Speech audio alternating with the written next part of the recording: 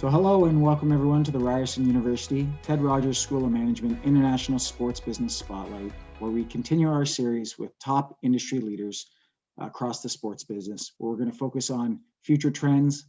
We're going to hear some great stories and lessons in leadership along the way. My name is Chris Schufelt, Vice President of Business Operations at Maple Leaf Sports and Entertainment, and I'll be your host for this 10-part series.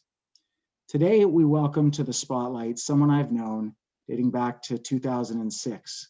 It's the second person in the Spotlight series that I've dealt with starting in that year.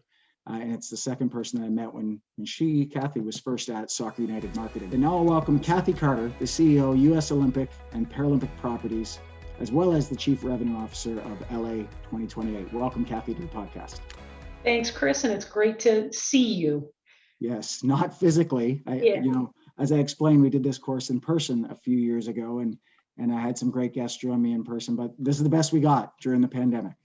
You know, it actually, you can broaden the aperture that way, because you can get people who might not have been able to get up to Canada to be a part of the show, and I'm the beneficiary of that. So for that, we'll thank COVID. There you go. And, we're excited to have you on board as well. So to set the table, Kathy, what I'd like to do is I'm going to read parts of your bio, and then we'll get right into the discussion along the way, but I want to make sure we set the table with your current role and then previously what you've done within the sports industry over the last number of years. So Kathy Carter is the Chief Revenue Officer of LA 2028 and the CEO of the U.S. Olympic and Paralympic Properties, which is the joint venture between LA 2028 and the United States Olympic Committee. Carter was named to this role in October of 2018, and she and her team are responsible for all revenue and marketing functions that support Team USA and the LA 2028 Olympic and Paralympic Games, including sponsorship sales, consumer products, brand marketing, hospitality, ticketing, and events, as well as all the games starting in 2021 leading up through 2028. Prior to this role, Carter served as president of Soccer United Marketing, Major League Soccer's commercial arm, and was in charge of managing and growing the business operations for major premier soccer organizations and events, including Major League Soccer, the US and Mexican national teams, Copa America, and CONCACAF properties. Carter held various positions at Soccer United Marketing when she joined that organization in 2003.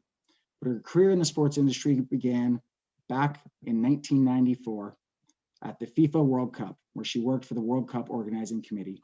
And after that, Carter was a founding member of Major League Soccer and was instrumental in building the league from the ground up.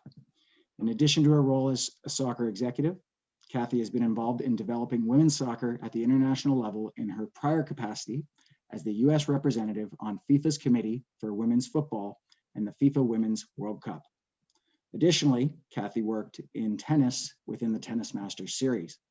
She has been recognized as Wise Woman of the Year, a two-time winner of the Sports Business Journal's 40 Under 40 Award, named New York Crane's 40 Under 40, and included in the Forbes list of most powerful women in sports. So that's quite the CV, Kathy, and welcome. Really excited for you to share the insight today. Thanks, and it's embarrassing to hear you read all of that, but those are just words. It's the stories and what we've done together, Chris, that matter. Exactly. I'll never forget some of that of the work we've done together, because when we were pioneering Toronto FC back in 2006, you were one of the executives that were around the table, and quite honestly, we worked together to craft the commercial market, or the commercial guidelines in Canada, and to figure out, what exactly we were doing along the way, because we kind of were thrown into this, and Canada was a new country coming into the mix, but we figured our way out through that. We sure did, and if not for that work, and if not for TFC, I'd say the league wouldn't be where it is today. So I like to say we all took a small part during those times, which were difficult, but really rewarding, and to see how far it's come is pretty incredible. Pretty incredible, and the legacy of the work that you've done there, and seeing where the league has grown to, the franchises, it's been tremendous, because somebody like myself who's been in the league for a while and seen it grow, the building blocks that were put in place by you and the executive team, you can see exactly, maybe not exactly, but you can see a lot of how that just built along the way. And it wasn't, it didn't just happen. There was a lot of work and planning that went into that. I love to see what all the new teams are doing and what's happening in Austin right now, and some of the early successes that they're having, and you know, and you think of the next teams that are coming on. It's fun to be a part of, and I think back to when we launched and some of the things that we did, and like it wasn't to the level of what is happening now, but everybody's raising the game and they're Yeah. one-upping, like you said. So it's definitely fun to watch. But we're sitting here. I'm recording in my basement. You said, you know, you're in the New York area, and we're working from home. The pandemic hit back in March of 2020, and you know, you lead a sizable team, Kathy, and you know, when for us it was March 11th, and then March 12th was when we really got into our action plan as to what was going to happen. I'd love to hear a little bit about, you know, how you led your team through the initial onset of what was happening in this pandemic. Yeah, just open-ended. Yeah, sure. I mean, I like everyone. I think you're right. It was March 11th, March 12th, March 13th, whatever the date was around that time. But for me, the most, the period of time I think I'll remember the most is when I looked at my phone, and I happened to be at dinner. So the last time I was at a dinner with a group of people on the March 11th, which was the night that the NBA pulled the teams off of the court. And that was when I looked at my phone and I realized that was going on, and my phone was really blowing up with the fact that the game had been called. That's when I realized that the discussions we've been having for weeks and sort of the plans that we had been putting in place, that this was real. Now, if you had said to me that it was real and this was going to be an ongoing concern for the next year, I would have told you were crazy. But that was sort of when we actioned everything. I was in the office the next day, making sure that we were closing everything down because we had given everybody the go ahead to stay at home for a period of time, and then and then from that point forward, we've been virtual, and you know, that's a totally different way to scale and build a business, which is essentially what we're doing right now than what we had all thought about and signed up for at that period of time. So it's been as I like to say, because we don't host the games until 2028, and so we've got a runway. We didn't have what so many others were dealing with in terms of how do they get the players back on the field, and certainly that's an issue for the U.S. Olympic and Paralympic Committee and Team USA. But for us, it was about how do we grow a business that we have expectations about the journey that every year, because we don't get more years. Well, I should say we hope we don't get any more years in this journey. So there's an expiration on what we're undertaking, but we didn't have to deal with tickets and getting teams on the field right away. But scaling an organization, difficult thing to do during a pandemic. Yeah, certainly, and you know, some of the other executives I've been able to talk to on this said the same thing, but they also talked about their ability to adapt, and we have no choice, and we find, you know, the ability to be resilient on the other side and find ways to succeed. Did you find that within your organization as well? Yeah, no question. I mean, as a new organization that was building our company, our capabilities, because you know the reality is we started to really put effort behind standing up what is the organizing committee and the commercial company USOPP. Really, when I came aboard, which was in October of 2018. So we were about a year into that journey, maybe a year and a half, and I'd say. But we're still building, you know, who's doing what and capabilities and trust, and so the pandemic, certainly for us, it required a different type of communication, partially because we were still in that formative phase. And so I think in some respects, and I choose to look at silver linings, you know, for us, we were able to push ourselves to make sure that we over communicated in a way that I think has allowed visibility across at least our executive leadership group. That's actually put us in a position that I think this is the first trench that we've had to live in together. And I think what we're forging as a result of COVID will pay dividends as we get into what will be inevitable challenges through the journey of hosting the Olympic and Paralympic Games in 28. So, you know, it's been different, but again, there have also been opportunities, and you didn't have a choice, to your point. So you had to figure out how to deal. So yeah, and you know, every property or games, for example, has had their challenges in, are we going to play? Are we not going to play? How are we going to do that? And obviously it was much documented last year because the Tokyo Olympics were, right at the forefront of, a major international competition needing to make a decision on the unknown, right? And the years and years of planning that go into hosting a game and welcoming everybody from different countries, to cancel an event like that, in hindsight, obviously it had to be canceled. But, as part of the executive team at that time, as the discussion that's happening, how is that conversation progressing within the organization? And, I imagine you've got athletes saying certain things at you, and you've got broadcast rights holders saying certain things, and lots of different discussions coming from different areas. Just curious as to how that played out. Yeah, what's interesting is we are watching as organizers of 28, we're watching how Tokyo had to deal with that, and ultimately what then have they pivoted through the postponement, because we'll see the games come back this July. And we were very close in contact with the International Olympic Committee as they were going through the process of making decisions. And so for us and LA 28 USOPP, and this world is filled with acronyms like everyone else is, but for us, we weren't front and center, but with our partners at the US Olympic and Paralympic Committee, they were dealing with athletes who were prepared to peak at this period of time. The only thing I can say from an athlete perspective is that all athletes were being dealt the same deck of cards, so to speak, across the planet. And so whether it was in Colorado Springs or it was in Milan, the issues were so universal that it affected everyone. And finally, though, where they got to on the postponement was some governments were prepared to put athletes in positions to continue their training in ways that other governments could. And so the playing field was less level, which was a big issue. And ultimately, obviously, the safety of everyone involved came under real critical pressure. And so the only alternative was to postpone the games. And my heart bleeds for the organizers in Tokyo about what they've had to do to now recast and reset for 2021.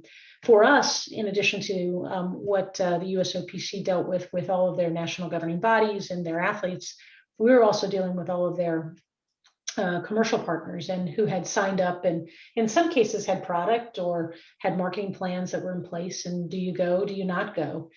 And so we had to come to an agreement where we actually extended all of those deals through 21, which had an impact on what we were planning as a part of our trajectory to 28. But that's just time. It just takes effort. And as we were talking about at the outset, you sit around a table and you figure out how to do the right thing, and you get out and just execute. And so today we're in a good position with Team USA and with our athletes preparing for Tokyo, and good position with all of the commercial partners, and they're gearing up for what we think will be the first time the world can come together around the Tokyo Olympic and Paralympic Games. Really the only way to deal with what, commercial properties or other business partners here is everybody's going through the same thing, right? We can't control this. So yeah, extending that 1 year and bringing the rights forward, it just makes sense. And at the end of the day, we've both been selling for a long time. Those relationships are paramount and key. And, we have to do what's right for both businesses at the time. But ultimately, you want long-term partners that are going to extend right through to the end as well. So makes total sense, and consistent with everybody we've been dealing with as well within our business. Yeah. It was not an easy period of time, but most importantly, I think, and you guys felt this, is the absence of information is probably what you're most dealing with, and quite frankly, nobody knew. And so how do you make sure you're being fair and being reasonable across the ecosystem of people that are involved when you really don't know what's around the corner? And I think that was sort of probably the greatest challenge that everyone faced, was the uncertainty of what tomorrow would bring. But here we sit today, hopefully with brighter skies and brighter times ahead. Still not all the way through, but now you kind of have a better sense on perhaps what tomorrow might bring. Exactly. So I'd like to get into some of the guts, if you will, of Sure. The strategic partnerships that you've been able to form since joining. And one that when I read about it, was certainly familiar to some of your past practice and past work that I've seen as well.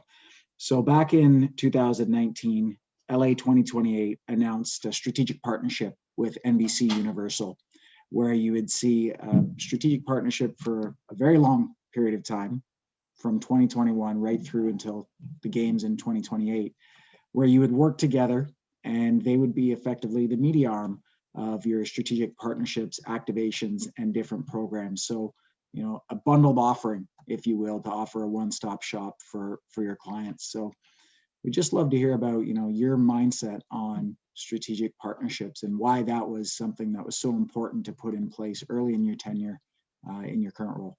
Sure. Well, let me take a step back because it helps to understand sort of the governance of the way the Olympic family sort of sells rights. And so NBC contracts with the International Olympic Committee for the rights to air the Olympic and Paralympic, the Olympic Games, and then the IPC with the Paralympic Games. And they have those rights from until 2032. So we knew that they had the rights for the games in 28 and ultimately had the games leading up to that we would be representing from a sponsorship standpoint. But because there wasn't a direct contract between us and NBC, we weren't obligated, and there wasn't an obligation on their side to really figure out how you bring strategic solutions to the marketplace. And so we got to talking with them, and of course we're very close with NBC, and basically we said, one of the challenges isn't whether or not you can sell ad units during the times of the games, but it's whether or not you can actually create strategic partnerships with the advertising community where you bring working dollars together with non-working dollars. You get them to buy into the vision of the Olympics and the Paralympics, and then you all become the megaphone, not just during the games time, but on the entire journey that's ahead of us. And that certainly resonated for them. And we felt it was going to be a very different offering to the marketplace because inevitably, the way that they would go about it was literally just to sell games time inventory.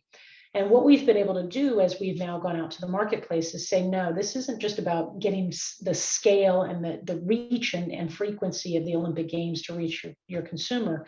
It's actually having a thematic that tells about Olympism, about changing the dialogue with our communities. And what we can bring is the programmatic and sponsorship and marketing platform, and NBC can bring the megaphone for how they actually tell people about what we're doing with a client. And so we think we've got something really special, and the market's responded. It's just been, as you know, it's been a difficult time to have those discussions and to showcase, but we're making really good progress on it. Years ago, I had a discussion with Chris Overholt. He ran the Canadian Olympic Committee at the time, and he was talking about, the Olympics are cyclical every few years, and you've got that downtime in between where you want people to be talking about these athletes that they're going to aspire towards and to aspire to be, but they're only going to do it every couple of years. So how do you extend that period of time? And, your role in leading marketing organization of this as well is how do we create that longevity out of that? So is the corporate world buying into that? Do you think you're going to get some additional traction outside of the Olympic years? And would love to hear any examples that you might have had so far.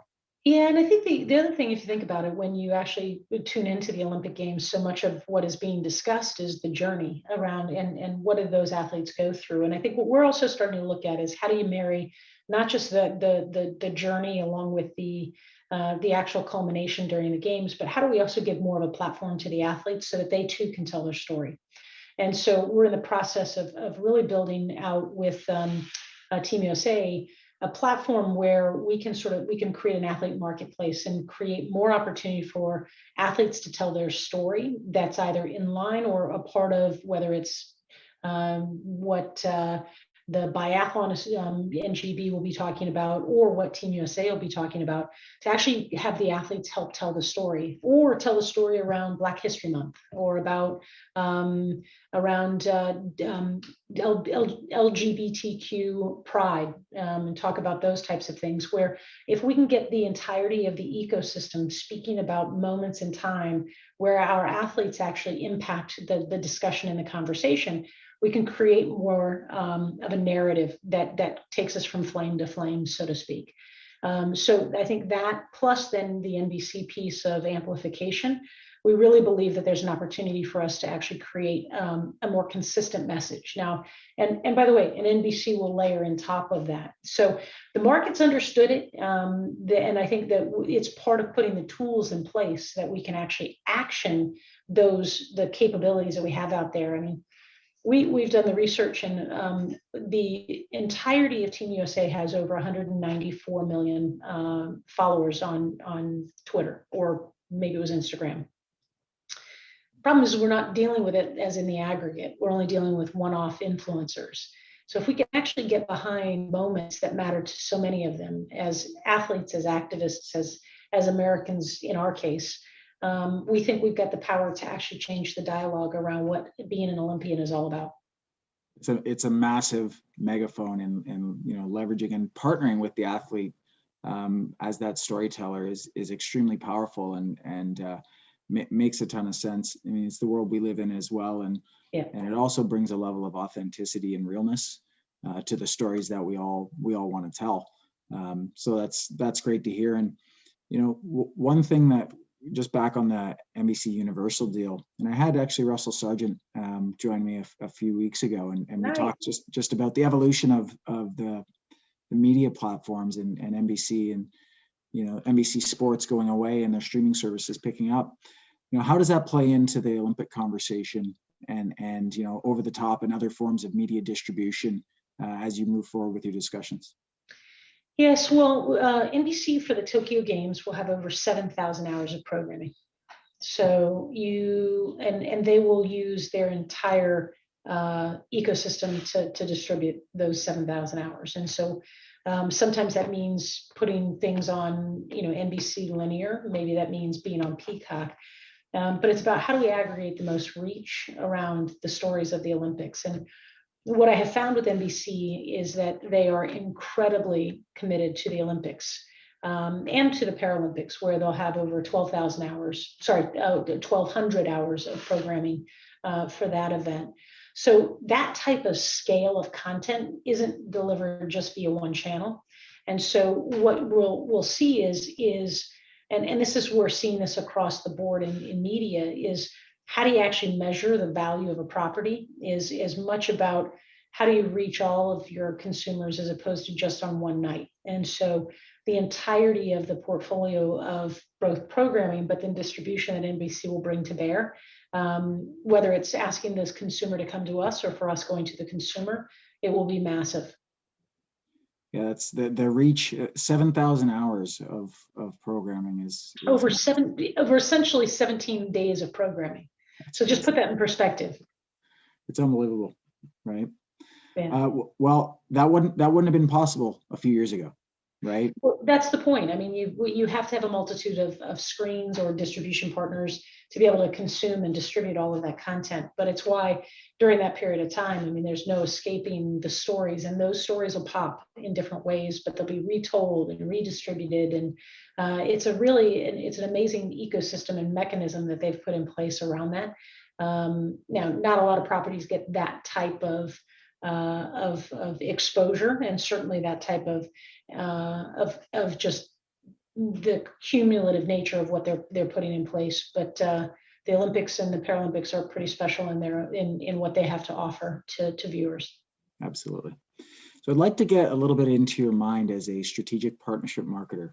And I'll never forget a meeting that we were both in where we came into your office. I think we flew in the morning of a snowstorm into New York, and it was me and Dave Hopkinson. And we were there to talk about MLS Commercial Model 2.0. And we were talking about the Canadian marketplace, but in the broader scheme of MLS 2.0. And this is where, my understanding of how you valued IP and the value of intellectual property as a seller, as a rights holder, and as a league, how that outvalued signage and anything else that was to offer. Because I think at one point the conversation went around, you guys were offering back to the MLS clubs a whole bunch of signage that you used to hold the rights to within your agreement with Soccer United Marketing. And you said, you know what, we believe in the value of IP, where soccer's going. And we're going to double down on that. And that's what the league is going to own. We're going to sell IP and we're going to sell events and major events. And it's going to work. Well, it worked. And the belief that you and the executive team had at the league worked. And the team certainly benefited from that as well. You're in the IP game in a big way right now with all of these different cumulative rights that you've got. Would just love to hear, as you package this up to clients, yeah, it's not the physical signage, it's not all these different things. Why is the value of IP so important in your mind? It's interesting. And to go back, part of what we were trying to define was how do we actually grow the pie back in MLS 2.0, as you called it. And part of the idea was, what do we do to increase the value of soccer beyond just selling out of one office? And so what we really looked at was how do we define different ways for companies to come and get involved in soccer. And so the outcome was it was significant and really an incredible impact on the overall economics of the clubs and what they were able to generate, which ultimately back to ultimately spending and players and all the rest of it. But regardless of that, when I came into the role that I'm in now, there is actually no more powerful intellectual property than the Olympic rings. And actually the power to deliver trust and value as a result of those rings is a subject of many, many studies. What we had to do, though, is we had to make it and demystify, and in some respects, we coined this phrase, was we have to go from how do we control and the idea around that, protect and control the power of that very significant intellectual property, and move towards a model of how do we empower and support our clients to actually take our message forward, which means we've got to blow the doors off of the Byzantine nature with which the model had been sort of created at whatever point in time that had been created. And so we've been working very hard over the last couple of years to find ways that we can support clients and not tell them no, but perhaps maybe tell them yes, but, and really change the culture of a partnership with the Olympic and Paralympic movement in the United States to not just because the games happen and they are the most significant thing that happens at that period of time, but how does this become an absolute juggernaut of a partnership that will give partners a 24/7, 365-day connection with a peak that by itself can actually deliver the overall economic ROI on a partnership. And so that's the part we've been working through. And whether that is in establishing the rules of engagement, whether that's demystifying how you actually partner with athletes or with national governing bodies, with NGBs, or whether that is how and what you do to deploy and value, and how do you integrate an Olympic partnership into your corporate ethos. It's been a journey. I think we're making progress, but we'll be done when we turn it back in 2028, 2029. But there's so much great clay to play with, and the value of the movement is terrific. But to your point, there's no signage because you can't put signage during the Olympics. It's a clean venue. So we've got to figure out ways that we can authentically connect companies to the ethos of what Olympism truly is, which is whether that be around diversity and inclusion, whether that be in the equality of all the participants, whether that be in the ability to drive and convene a lot of people around a common cause. There's just really great stuff to think through, and our job is to figure out how we actually, we don't need the credit. It's great when our clients can get the credit as long as we get the results. I love the power of your statement about, empowering your clients to leverage the marks. We've talked earlier here just about how we all need each other to grow and develop and to bring this full circle. And for years, one of the conversations I had earlier today was around the Olympics and the brand police, and it's very, difficult to use the marks and everything. You're creating that sense of understanding within the corporate community that we want you to use the marks. We need you. Together we can make this bigger and better. And it just makes all the sense in the world. And I'm curious, when you were at Soccer United Marketing, one of the things that you pushed hard for and your team pushed hard for was brands to make a commitment to activation upfront. show us how we, as much as we want to partner with you and we appreciate the dollars that are coming in, how can you help us grow and develop and tell that story? Is that the same conversation you're having with brands now? It's not a requirement of the deal, but in fact, what it is, it's a part of the story that we're actually telling, because, part of the ethos of what we're putting in place with LA28 is about, these are not our games, they are everyone's games. And so the whole concept of co-creation is something where we believe very strongly that Los Angeles itself is actually a sum of its parts. And so the idea of a set of organizers knowing how to deliver the games through one vision, we believe it's actually more incumbent that we actually co-create a lot of what we want to deliver, and the corporate community will play a significant role, as will NGOs or governmental partners, the city of Los Angeles, the state of California, and even the federal government, just in terms of what they have to help us do in terms of immigration. So the idea that we'll co-create these games puts a level of ownership in the hands of everyone that's going to be involved, which we think is critical to the success that we think we want, that we will have. It's not and in fact, we say all the time that if all we do is host the games, we will have missed our moment to leave a mark on our society. So it's that's part of what we're out talking to folks about. So the answer is yes, but a little bit different than I was doing back in soccer, where it was really about, we needed help to build the brand. We really have a great brand, but what we're saying is, we don't, again, go back to that, we don't need the credit. We really want you to co-create what the experience is for athletes, fans, stakeholders, and actually the community of Los Angeles and our international visitors. So it's a bit more of an ideal in a way we go about it than it is saying commit this to activation. That piece is coming because it's such a big opportunity and platform. A true partnership approach. So definitely love that. I read in, I think it may have been when your role was announced, that Kathy Carter is responsible for delivering $5 billion in revenue over a period of time. It's a big number leading up to LA 2028.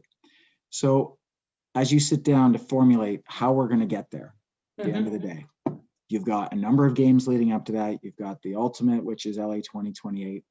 How do you break that down as a leader, and how do you bring that discussion forward ultimately to your team?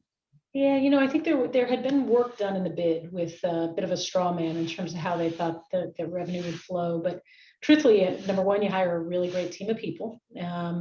And then you start to put in place what you think the numbers are, and then you go about building from the bottom up as opposed to the top down.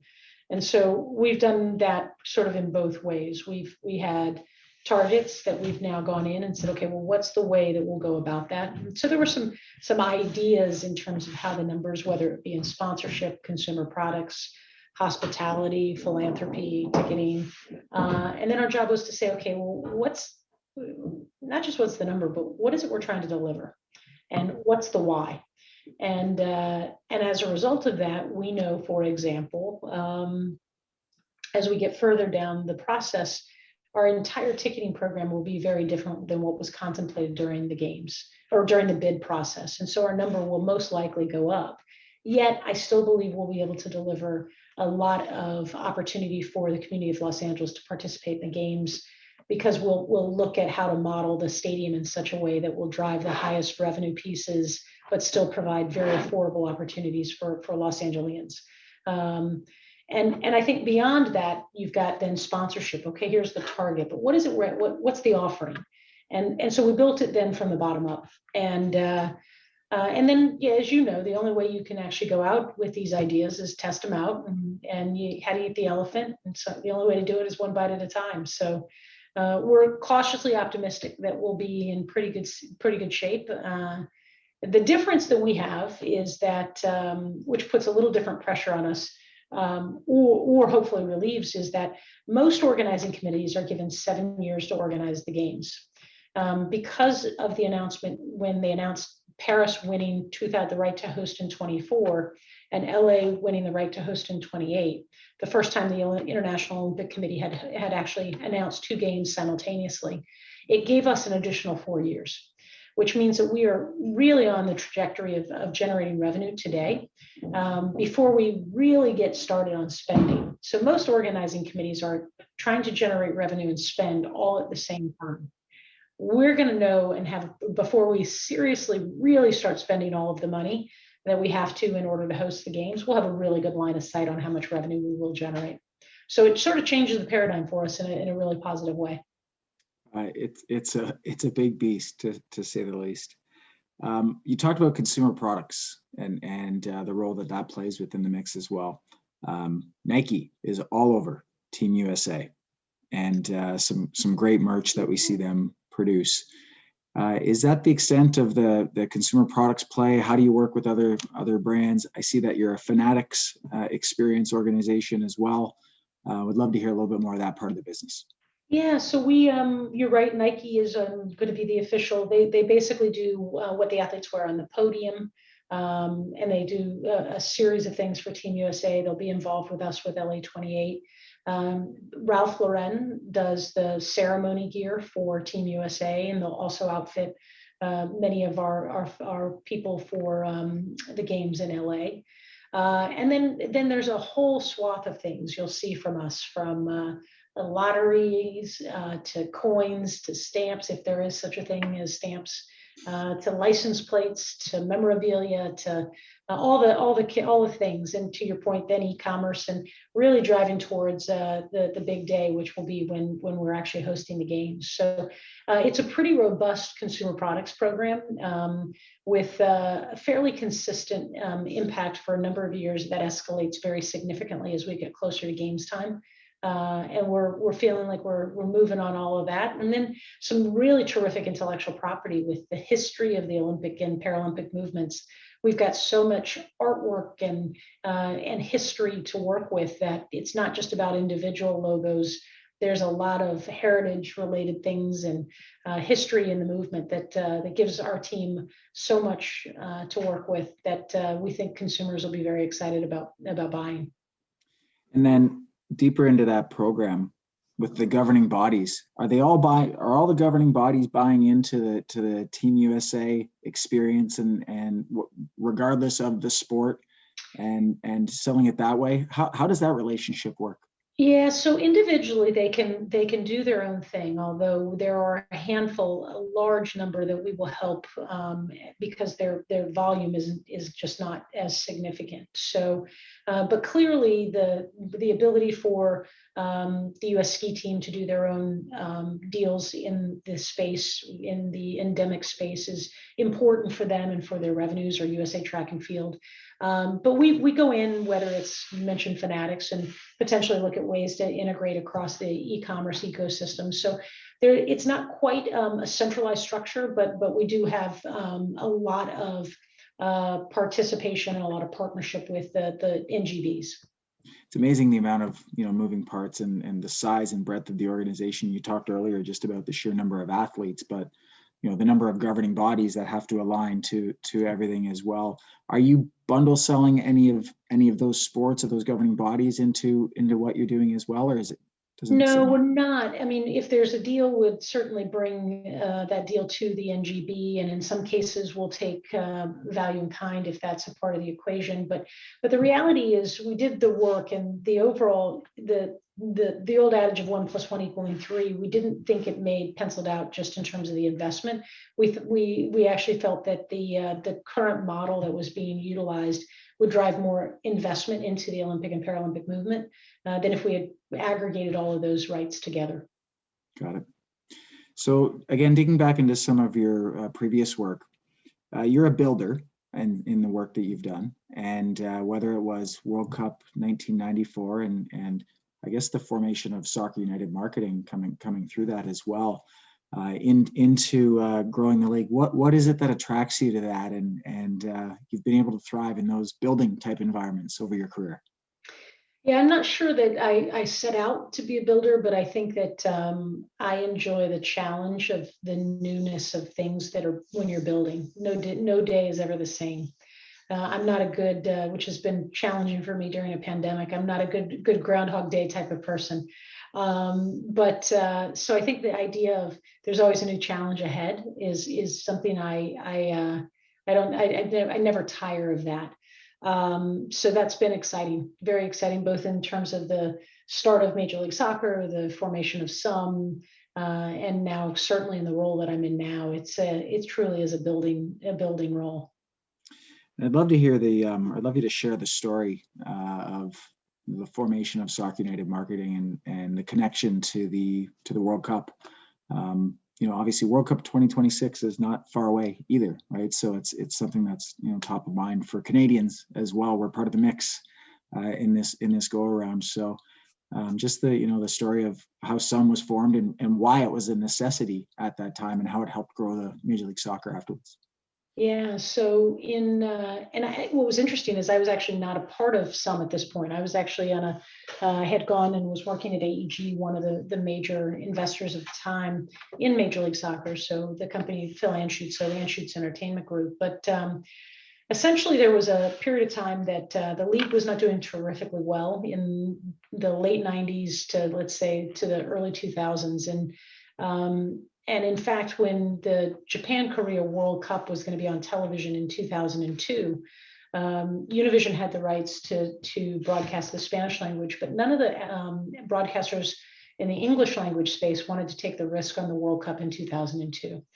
And so this was a period of time that MLS was sort of sputtering along, and the owners at the time and Commissioner Garber and Mark Abbott and a number of others got together and said, there's two options. Either we pull the plug on the league, or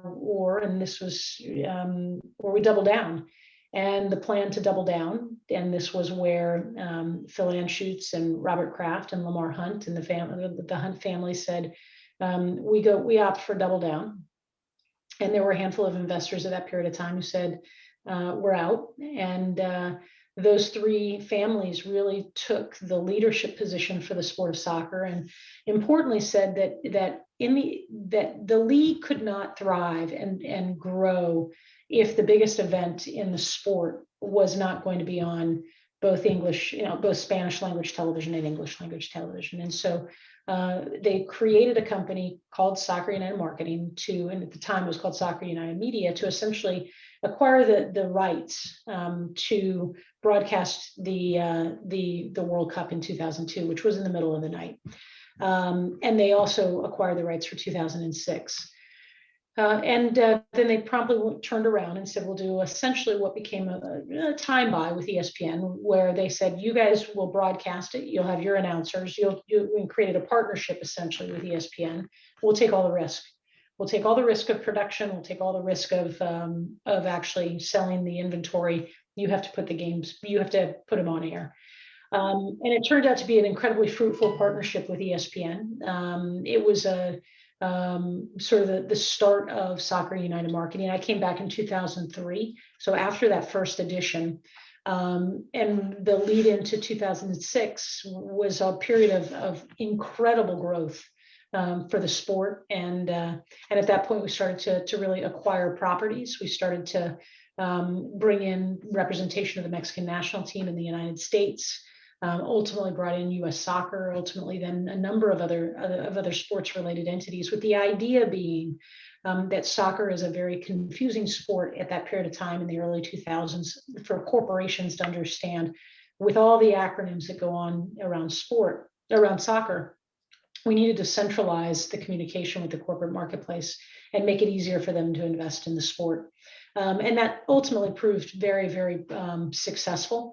And we were able to bring in an awful lot of revenue, both for Major League Soccer, but for the properties that we represented, which ultimately gave a distribution that again allowed more of the investment in Major League Soccer that continued on, and truly was probably one of the most important decisions in the early years of MLS that created tremendous opportunity for us to get past that really difficult period of time, and then lo and behold, Toronto FC comes into the league, and then everything was flying after that. We look at those critical for the sport and growth of a challenger sport, if you will, and we shouldn't call it that, but we are, as far as the professional leagues go in North America, it's seen as that. You look at certain critical moments in time, right, of what helped the sport grow, and that moment is something that we look at as certainly important as we trend towards World Cup 2026. We know there's going to be some very important moments before then, during those games, and then afterwards, that are going to be critical in the growth and future explosion of the sport in North America as well. So I think it was important context for you to share, kind of that formation of Soccer United marketing. Back to your experience in soccer again, but more so the growth of the women's game and some of the work that you've done there specifically, whether it's the U.S. representative in the FIFA committee on the growth of women's soccer, or Women's World Cup committees. We've seen tremendous growth, what the U.S. women have done over the last number of years, and in Canada, what the Canadian women's team and the women's program has done relative to the men's program. It's been impressive growth. So I would just love to hear about your experiences, maybe in some of the earlier years, and then reflecting back where you see it now and in the future, the women's game growing. Yeah, I think first of all, I'm as much a fan as I am anything else, obviously at this point, and I'm a huge supporter of what our women's national team has done, which I think is really the catalyst for growth. And I applaud the efforts of the owners and of the NWSL and what they've been able to do. And part of that is just, as we know from working in Major League Soccer, sometimes so much of what you've got to do, it's about survival in the early years of the formation of a professional league. And that was certainly a part of the ethos of what we looked at with when we were developing Major League Soccer. But I think that's where the women's game is now, at a point where there's a lot of focus. And most importantly, the Women's World Cup has become a really viable property unto itself. And so, what we saw in the last edition in France was really remarkable. And I think it really opened the eyes of the international community to the power of women's soccer. And we've seen just an explosion over the last number of years, whether that is in the leagues in England, or the continuation of the German league, what's happening in France. But we're not the only ones pushing the ball forward from an American perspective. And you mentioned Canada and the strength of the Canadian national team. Like the idea, and as we're in this age of women really fighting for equality, which I think we have made unbelievable strides towards that. So much of that can be played out on the field of play, and I think that's where the U.S. Women's National Team has just done an unbelievable representation of women and the power of women to actually communicate change and opportunity and camaraderie and partnership. And it's really been fun to watch. And truthfully, it's like everything. The peaks and valleys of that journey are material for a whole nother podcast. Because I remember back in the early 90s when I was finishing my career at a collegiate level, and to see friends that went off to play for our national team in China in 1991 come back and victorious for the U.S. women, but nobody knew what the heck they had done. And fast forward to where it is now, I mean, we've got household names by the dozens, and it's just remarkable. It is remarkable, and I'm going to throw one at you here that I don't know if you'll remember, but we get the privilege of going to a lot of different events. Mm-hmm. And one of my favorites, I went to a couple matches in 2015, Women's World Cup in Canada. I went to the opening match and I went to the final match. And I recall walking into the venue, I was with my wife, and all of a sudden I see this throng of Americans coming down the street, and of all the thousands and thousands of people, there you were, yep, joining the march to the stadium in advance of that Women's World Cup final, which was an amazing match in front of a packed house at BC Place. But that was a special moment for soccer as well in our country, but certainly for the U.S. women as well. Yeah, it's funny you should say that. I forgot about that. But one of the things I really love to do, and I've done this, obviously, I think I attended every U.S. women's game in the Canadian during the Canadian hosting of the Women's World Cup, but also did it down in Brazil, where there's nothing better than the march to the match. And, being somebody who's in the sport, you can't always be in your, the clothes that you have to wear into your, whatever the event is that you're supposed to be attending. So a lot of times what I'll do is I'll actually go to the March to the Match, and I'll have, wear my US soccer kit and my jersey, and I'll walk to the match, and then eventually I'll peel off, and I'll find a place to go and change my shirt. And then I'll walk into the stadium and do all the stuff that I'm supposed to do, because it's the beauty of sport, right? The beauty of the passion and caring. But for me, nothing is more representative of that than that March to the Match with fans. Whether that was on the March to BC Place in Vancouver, or it was in Rio. Where were we? I can't remember where we were. In Fortaleza, maybe in Brazil, where we marched to the match with before our U.S. men played Belgium. It's just, there's nothing better than walking with a bunch of Americans in a different country supporting your side. No, I agree. Although my march is not with the Americans, it's with TFC fans from Liberty. Yeah. But that too, we get it. It's special. That too, man. I'll tell you, MLS Cup. I remember I was like, the only thing I wanted to do, I told every client that was there, the only thing I really wanted to do was go with you guys on the March to the Match. It was a lot of fun. So back to the point of the times that are special within our role. You're in a role now where the legacy of a games is tremendous, and it's something that I have to imagine you talk about quite a bit, whether it's within your executive team or with partners. So I'm just curious to hear about the legacy of LA 2028 and how that impacts your role. And is that something you think about consistently? Because you said earlier, there's a start and a stop towards what you're doing specifically with these games. Yeah. Well, I think a couple of things, we didn't want to wait all the way until 2029 to see the true legacy of what we're doing. So one of the things that we're doing is investing $160 million in Los Angeles around youth sports. And so how kids actually get opportunity to play.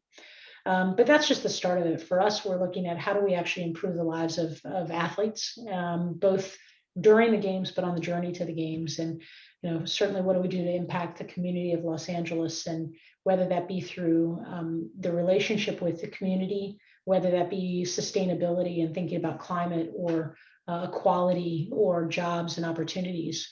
So there's a lot. We're in the process of sort of saying how far and how deep can we go? And it's sort of where we believe that some of that is using the games to showcase how an event of this magnitude can create opportunities for the future. So whether that's in showing ways that you can host a sustainable games, or as we stand up impact in the community, how can we continue that legacy post 2028? So there's an awful lot we're working on, but it starts for us with the athletes, and then the community, and then the overall the balance of the community of people that are involved in the Olympic and Paralympic movement. But for us, if we can impact athletes, the community, and let's say fans, we'll have done our job in terms of how we actually host these games. For my mindset and our thoughts of the work we do at MLSE, when we can make a major partnership announcement and connect with a great brand, maybe they invest in a jersey sponsorship on the Raptors side or TFC, to the extent that we can really connect it to something that's meaningful for fans, community, that's what it's about. And that's the story, and that's the power of it all. So, games always leave such a legacy. The power of that is certainly impactful. And, I certainly didn't know all the things that you guys are doing as you lead into the games. And it's not just about the end goal, but that's powerful. And that's what people in the US and in LA will remember at the end of it. There's going to be facilities, but you've got programming and access to sport, and, creating the best athletes beyond that, or providing access to those that didn't have it. So really that's what the games movement is all about. Yeah, that's right. That's right. And, for us, because we don't have to build a thing, we have an embarrassment of riches, quite frankly, in terms of the facilities. So it gives us the time to think about all these other things where we can have an impact. We certainly say that we didn't coin the market on good ideas, but we actually have the time to implement them. So Good. Just wrapping up, Kathy, this has been a great conversation, but I'd love to just, for the perspective of the students that are going to hear this, through our careers, we've seen the evolution of a sports executive. Some things may be the same, some things may be different, but as you, whether you're looking to hire or some, young up and comers that are piquing your interest, what are a few things that you either look for or that you see as, that future sports executive that wants to break into the industry? I always look at people who have intellectual curiosity as one of the primary qualities that I think are important, really important in somebody who can leave a lasting mark on the industry. Because, as we're experiencing even today, being curious about how you put things together and sort of what the future is going to hold is paramount to how do I create a better tomorrow than just execute what's in front of me. So intellectual curiosity far and away is the number one thing that I look for. That's great. One of the other people had talked about that I brought on the spotlight was, through COVID, the last 11 months, what have you been doing that's different or unique? We've all had time back, for me, I haven't commuted for the last, 11 months, and that represented 2.5 hours, 3 hours a day for me, unfortunately. So, what have you been doing with that time, that newfound time? And it goes along the curiosity line of, always looking to improve or do something different or think differently, learn anew, whatever it might be. So I think COVID has certainly allowed for a lot of people to think that way. That's right. That's right. And I think the other thing, COVID also, hopefully now we're getting through two things. Hopefully we're getting through COVID and we're getting through crazy politics in the United States. But I think tomorrow, the future is bright, is the way I like to look at it. Good. And then last quick hitter here, favorite sports event that you've been to? That's almost impossible to narrow it down. I mean, honestly, it's an embarrassment of riches we've both had. I've been at so many World Cup finals or Champions League finals, or whether it's Wimbledon or US Open. It's too hard to narrow down for me. I've just been so incredibly fortunate. I will say that watching our women win the gold medal in the 2012 Olympics was we had a sold out Wembley Stadium, was a really special moment. Awesome. And at the end of your career, you've done some amazing things. What would it be that you'd want to be remembered for when it's all said and done? Well, I hope it won't be for a while, but that I left it better than I found it. That I paved the way for the next generation in a way that gave them opportunities, and that the industry has evolved. So I think, and I think we're on our way for that. And certainly I won't have been the only one pushing that. I think that we're in a golden age of sports and entertainment, and the idea of diversity, inclusion, representation is just really at an all-time high in terms of awareness. And I think we're starting to see that have an impact even on hiring practices, which I think is wonderful. Yeah, the awareness is at a high, and now we're starting to see the impact continue on. Our company just made a very sizable both investment and statement as to how we're gonna move forward and commit to making change within our community. And I think in the past, maybe organizations have done this, but they've not talked as much about it as they should have. But what that talking about it is going to do is going to spur on more investment, more change, and keep this top of mind for a long time to come. So hopefully we see a lot more of that as we move forward. So listen, Kathy, this was great. For me, it was a little bit of a trip down memory lane, and some of the great discussions around the early times that we were able to spend together at Major League Soccer. But for the students that will ultimately be seeing this podcast, I think tremendous insight into the world of the Olympics, what we can expect to see for LA 2028, strategic partnerships, marketing, and everything that your group is doing for the games. Certainly excited to see that roll out. I'm excited to see the games happen in Tokyo, and for us, as we stretch into 2021 and 2022 and beyond, getting back to some sense of normal. So thank you very much for joining us today, Kathy. And thanks for having me. It's been a pleasure, and it's been fun to see you, Shuey. Yeah, good to see you again.